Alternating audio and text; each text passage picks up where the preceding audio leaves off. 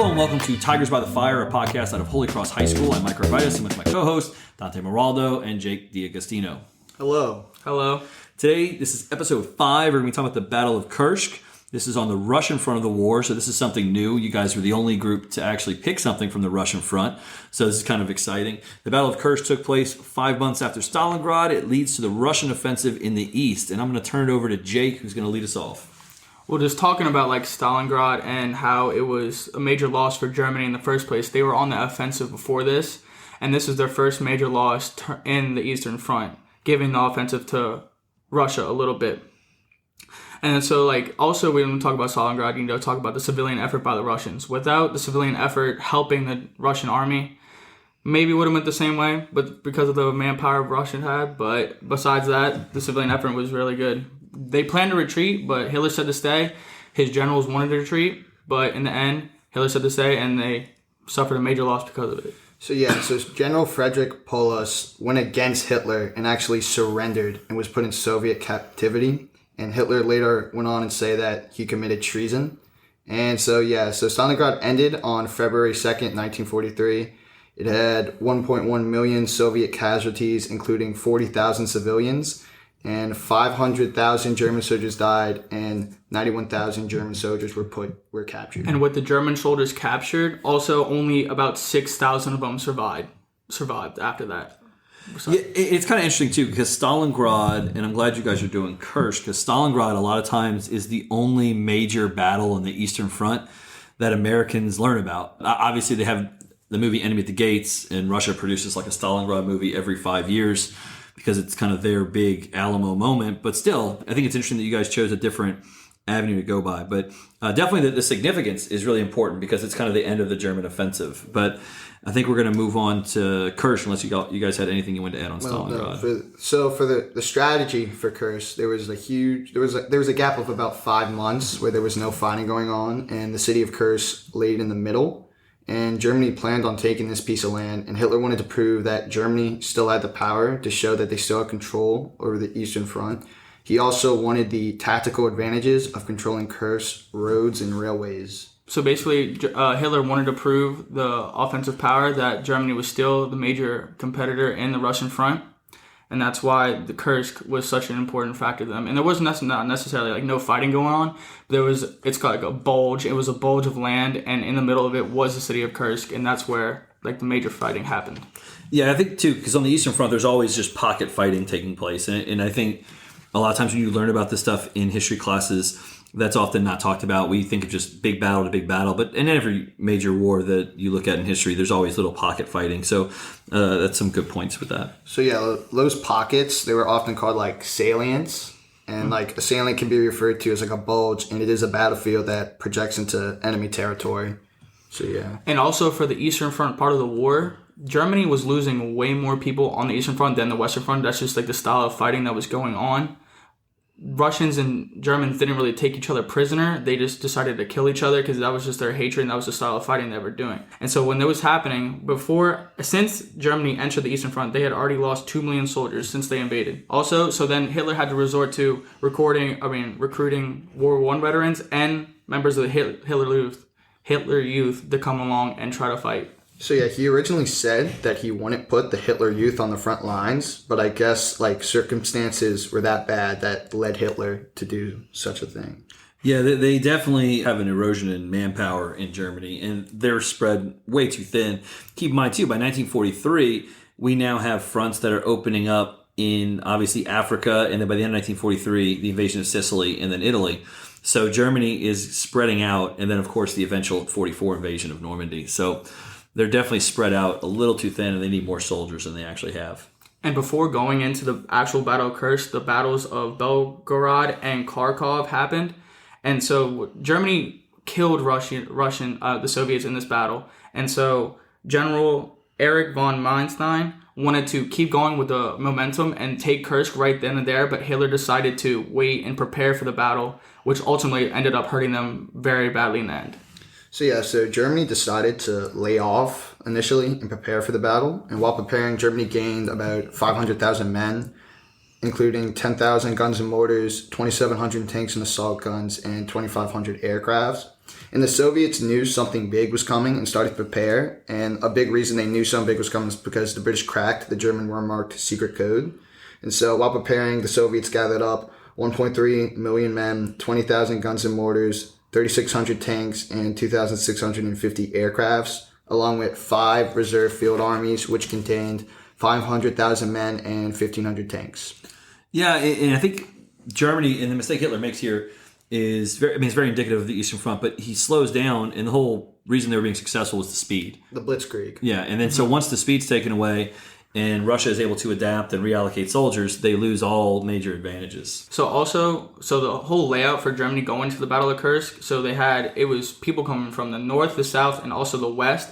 The north contained 3 panzer divisions and over 300,000 men. The south included 4th Panzer Army with also over 300,000 men and both Panther and Tiger tanks. And the west included German's 2nd Army with 110,000 men. Both sides were very ready for this war, very prepared going into it. So yeah, Germany planned to use the Blitzkrieg tactics they often use to break down the enemy. They plan to use these strategies in the north and south, and eventually, if everything goes well, they would meet each other in the middle.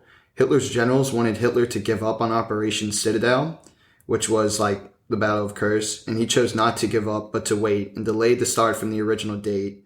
Also, something with the previous general mentioned, Erich von Manstein, he requested from Hitler to have like his own freedom and choosing his own decisions going into the war. And Hitler's like, he kind of said yes, but then in the end, Hitler decides what was going to go happen for the German army, and it hurt them in the end by waiting and by even going into the battle like this in the first place.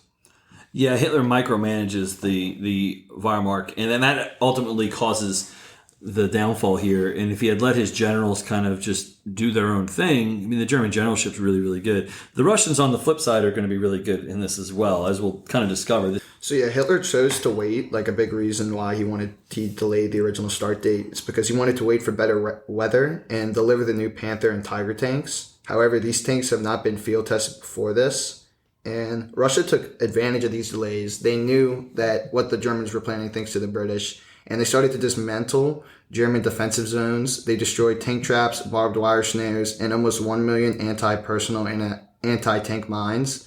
They also had civilian help, which dug trenches that went on for 2,500 miles.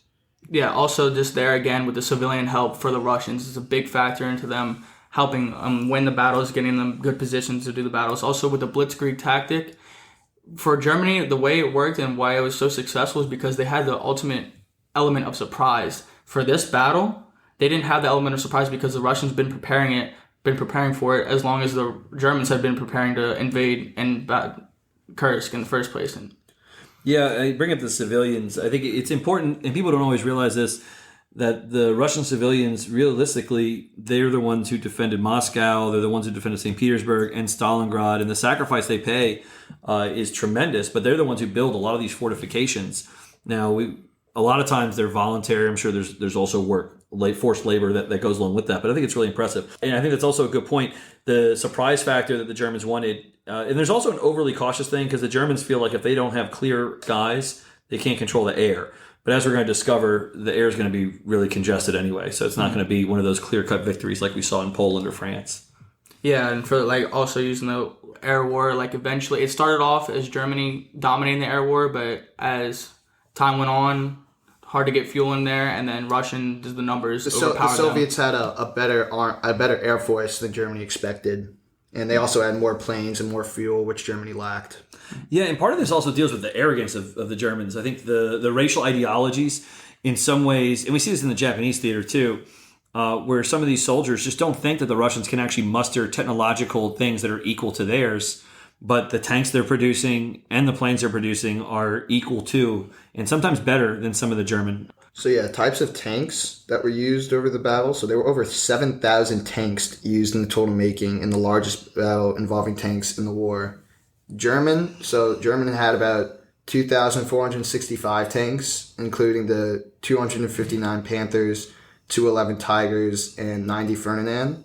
And Soviet tanks, they had about 5,000, which included the KV-1, the Su-152s, Su-122s, and Su-76s.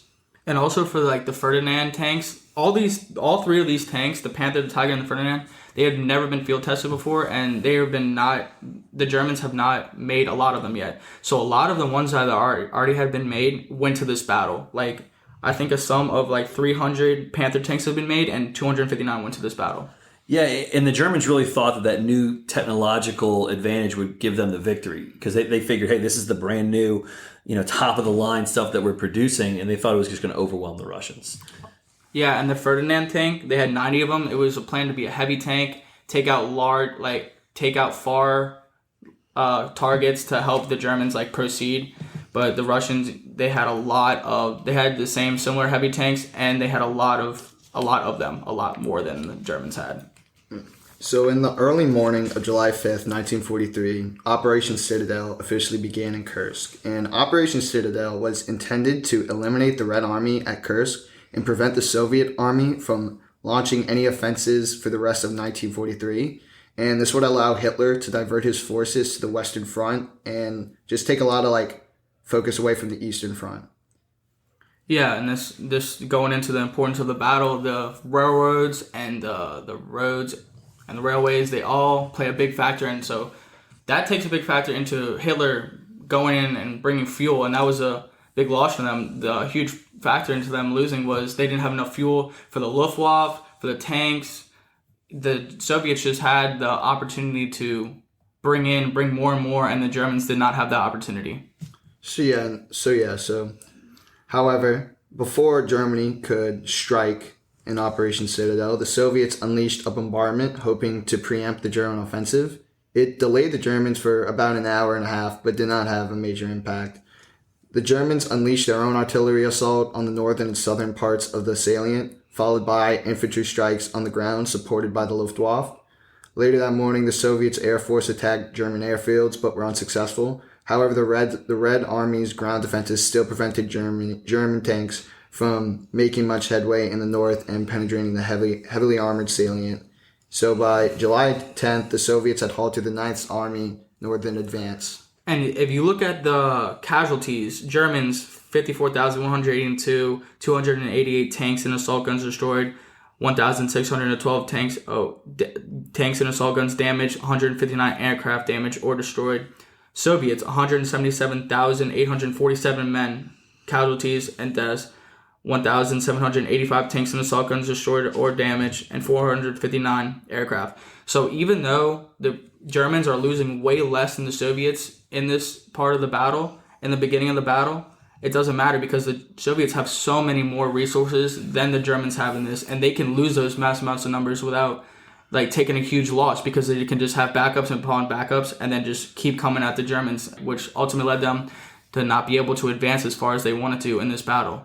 Yeah, it's acceptable losses is what they're looking at. The Russians know they can give up certain things, and a lot of times in these battles, the Russians will put some of their older things up front, and that'll take off the start of the battle. So they'll lose a lot of their older tanks, and soldier-wise, they're very willing to sacrifice a lot of these soldiers. But you're right. Realistically, the Germans need to kill 2 for every 1 that they lose, and that's just not the ratios that they're going to get. So in the south, the Germans actually had more success, and they made their way to a settlement called Prokhorovka, which is a minimally populated city located in Belgorod Oblast, in the Oblast district of Russia. And so Prokhorovka was 15 miles southeast of Kursk, and on July 12th, the tanks and self-propelled artillery guns of Russia's 5th Guards tank army clashed with the tanks and artillery guns of Germany's 2nd SS Panzer Corps. Yeah, so the Red Army, again, in this battle is suffering more losses than the Germans. Again, casualty and losses. Germans are just losing less, but in the end, it's meaning way more to them to lose those less that the Soviets are losing, because yet again, the Germans don't have the resources to bring in more fuel, to bring in more tanks, men, because they're fighting a war on 2 different fronts. The Russians aren't. So I think fuel too is the big thing. Is that Germany just does not have the fuel to deal with all this stuff. Obviously, all the tanks and the planes, they need fuel, and we're going to see this, I think, play out at the end of the battle. but they're also fighting that whole other front, and they don't have the fuel to deal with the Allies there. And then there's air cover at home because they're being bombed at home, and so there's just a lack of production. And they never captured oil fields in Russia, which is the big issue too. Unlike the Western Front, the Germans that are being they're losing more people in the Eastern Front than the Western Front because again, capturing isn't a big thing here. Like they tend to just kill the people because that's the hatred towards each other. There's no capturing. They just tend to destroy the enemy. That's both sides have the objective going into all battles, and that's why the casualties here are way more than you see casualties in the Western Front. Yeah, well, they do capture people. They just kill them in the POW camps, and survival rates are under 50% for both sides, Soviets and Germans. So, but to your point, yeah, this is a war of annihilation on the Eastern Front, and it just has a totally different feel to it than the West. A lot more similar, I think, to the Pacific Theater for the United States. Yeah, I was going to compare the Pacific Theater to the Eastern Front because that has the same sense of destroy the enemy, fight for your country, except for the Russians, some of them are being forced to fight for their country. But in the end, it still was gruesome battle and resulted in a lot of casualties for both sides. More the Soviets, but they had the expense of that, and they had the people to do it, and they had the fuel. They had all those oil fields. None of them were captured, which really hurt the Germans in the end. And see, like the Battle of Kursk, casualties and losses for the Germans between 43 and 80 tanks and assault guns destroyed or damaged, 842 men killed, wounded or missing, 19 aircraft destroyed or damaged, and for the Soviets, between 300 and 400 tanks, self-propelled guns destroyed or damaged, 5,500 men killed or wounded or missing, and 14 fighter aircraft damaged or destroyed. So again, you see the amount of tanks lost, amount of men lost more in the Soviet side, yet they still had the upper hand in the end because of the amount of people and amount of resources that they had. So essentially, Germany tries to advance multiple times and then effectively gets stopped, right? And so this is going to lead to the Russians kind of pushing back, right? Mm-hmm. And for most of these battles, you see Germany just going in, destroying the Russians, but then just not be able to keep advancing because of how much the Russians have. So that Germany's winning the battles, but they just can't keep moving forward because, of just the manpower that the Russians have during the Eastern Front battles and just Eastern Front in general. It's almost like there's too much space and there's not enough men and not enough fuel to deal with that. Even though the Red Army suffered huge losses in this battle, they still successfully prevented the Germans from capturing the city. And this was kind of like the final straw and effectively ended the German offensive and began the Russian offensive. Yeah, so on July 10th, the Allied troops landed in Sicily. So that had a whole new problem for Hitler because he had to take supplies away and take men away from the Eastern Front to go put his panzer divisions. Yeah, to go to the Italian front of the war, and so that ultimately gave another head for the Russians because then they had less men, and the Russians keep producing more and more, and civilian help keep producing more and more and more. Yeah, and the Soviets launched a counteroffensive called Operation Kutuzov in north of Kursk on July 12th, and they broke through German lines at the Orel salient. And by July 24th, had the Germans on the run and had pushed them back beyond Operation Citadel's original launching point. So this was the Russian offensive was very successful. Yeah, they've essentially ended up gaining ground on the Germans after all of this is said and done, which is really important. And I think this is also the kind of a big turning point in the war because we see the Germans now, Sicily isn't going to go well. Italy's not really going to go great. They defend it fairly well, but it's a retreating mechanism. So we're going to see just retreating across the board. Yeah, and you see just during each battle, for the Battle of Kursk standpoint, where the Germans are coming from the north and south, and their whole plan was to meet in the middle for the Blitzkrieg tactic, both the north and the south, and then meet in the middle, and that just did not go well because Russians were prepared for this. They were prepared for this battle. They were prepared to do whatever it takes to win and keep Kursk. And just so they could have that advantage standpoint for railroads and roads to bring in fuel, bring in more men, just to keep fighting off the Germans. So yeah, the Soviets, in the end, won the Battle of Kursk and ended Hitler's dream of conquering Russia. And arguably, you could say Germany won the tactical battle, but they were still unable to break through the Red Army's fortifications and so lost the advantage. The Soviets won, but at a great cost. Yeah, and anybody can look at the battle casualties and numbers and statistics of the battle, and if you're just showing to any person, you're just going to see the Germans killed this battle. they didn't in the end because they're fighting not where they're close to bringing fuel and bringing more people, more aircrafts. I would think about 37% of the Luftwaffe was in the Eastern Front when the battle started. And towards the end of the battle, it kept going less and less from more and more fronts coming from the war. So they had to keep delaying and keep pulling away. And that just ultimately hurt Germany in the end and caused them to lose this battle. Yeah, there's so many factors that I think go into this. One, you do have the Allied offensives in South Central Europe. You have the bombing campaign, which can't be understated, which really picks up in 1943 with bombings every day and every night by the British and American air forces. And then, of course, the Soviets. The way the Soviets dig in, utilize their numbers, and understanding that they can withstand the losses and still win the tactical battle of Kursk, and knowing that the Germans do have a finite amount of resources, whereas the Russians seemingly have an endless supply, especially due to U.S. supplying, British supplying. But remember, now that they've pushed them out of that economic center, the production is going to start to increase starting in 1943 and in 1944. And they've been producing in the Ural Mountains anyway. So, and another big thing, a big question coming from this is like, and the whole Eastern Front in general is, would the Germans have won? Would the Germans have like took over Russia, invaded Moscow, kept it, and like took over Russia, the Soviet Union in general,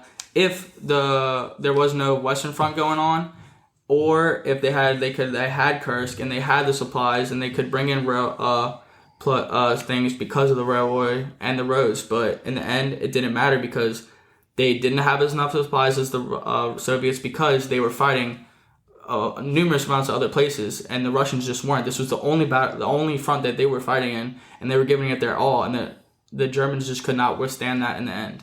Yeah, and I think there's also, for the Russians, it's kind of do or die at this point. It's a cornered animal, effectively, for a lack of a better metaphor. But you have the Russians who are being told that effectively the Germans want to eradicate your entire race, your entire group of people. And the Germans, to the Russians, I think, advantage, did that in a number of cities, massacring civilians, killing obviously Jewish inhabitants, but killing many others. And I think that all led to not a morale boost, but a willingness of Russians to fight and continue to push. Because the reality is, the reason the Germans lose in Russia is because they do everything right, like they did everything everywhere else. The Russians didn't stop. They just kept going. The Soviets had 4 times the amount of casualties that the Germans did in the battle. In the end, it doesn't matter because they had, I don't even know how many times the manpower that they had in going into the battle because they just had an endless supply of what the Germans couldn't have. Yeah, and there's no German army that could have sustained 800,000 casualties, right? And the Russians do it multiple times during the war. The leadership, too, I think, is interesting because you guys brought up von Manstein, who is pretty good in terms of what he does tactically, though losing the Air Corps really hurt him. But then Zhukov, for the Soviets, knows what his advantages are. And some people criticize Zhukov because of losses, but at the end of the day, he's here to win, right? He doesn't care about how it looks. So yeah, in conclusion, the Battle of Kursk marked the decisive end of the German offensive capability on the Eastern Front and cleared the way for the Soviet offensives of 1944 and 45. The Soviets regained territory along a 2,000-kilometer wide front after the battle, and Germany never regained momentum on the Eastern Front or recovered their loss of manpower and armor, and found themselves fighting battles on multiple fronts for the rest of the war, which they would eventually lose. Also, another big hurt for Germany is just Hitler not letting his generals have the free reign of letting commanding their armies and doing what they think was right for them. Because if it was up to the generals, this would have never happened in the first place. They did not think the German army had the manpower and all the weapons and all the things that needed to go into them winning, to go into the battle and win and take over Kursk after seeing what happened in Stalingrad, after all the civilians helping and all the casualties that happened and the Soviets still winning that battle. They did not think. So what if Hitler let his generals retreat and they did not fight this and they regrouped and tried to regain power and then go and focus on the Western Front and then come to the Eastern Front and see if it would have happened differently? Would they have had the manpower to withstand Russian people and manpower? Yeah, I think it's a good question to pose. Could they have reallocated and focused more on the West? The only problem is the Russians are just going to keep dumping people and eventually overwhelm German defenses, which is what we see in 44 and then ultimately 45. The question I have for you guys, and I think this is a fun one because on one of our other podcasts. They debated this as well.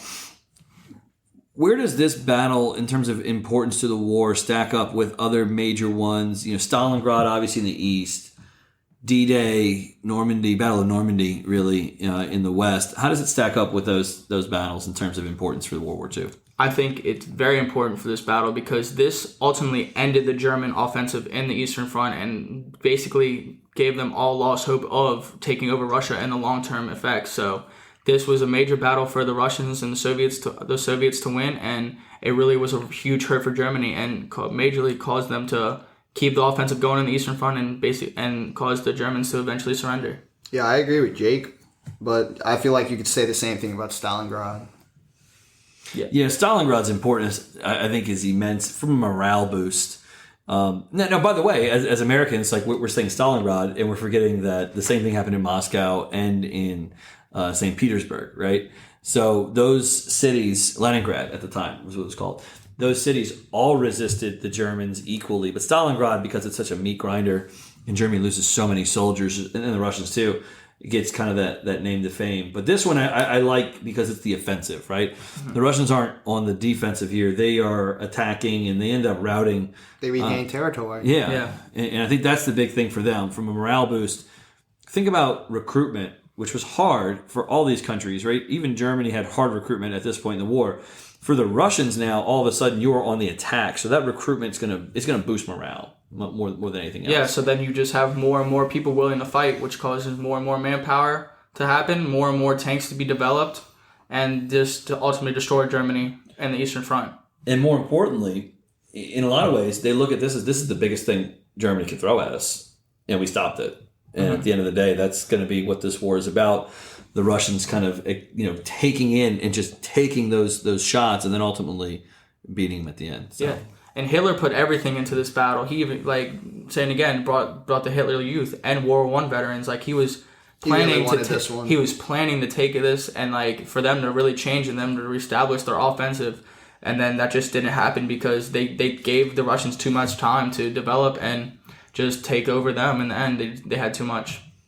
Yeah, and we're going to start to see some cracks in Hitler's armor now. A lot of generals secretly, obviously at this point, are going to start to have a lack of confidence in him. And we do obviously see an assassination attempt that'll take place throughout, multiple assassination attempts, but some big ones, obviously 43, 44, which really center around the fact that Hitler has mismanaged the war. But do you guys have anything else you want to add? Yeah, well, just one last thing is also the Russian morale just getting boosted because of the winning the battle, but also the German morale getting lowered because them losing. Because now they're we lost, we have no offensive. They're on the defensive plan, and now they're just now they know that how much the Russians actually have, and they know it's not going to stop. So, just ultimately ended the offensive for Germany in the end for the Eastern Front completely. All right. Well, that was a very good job, guys.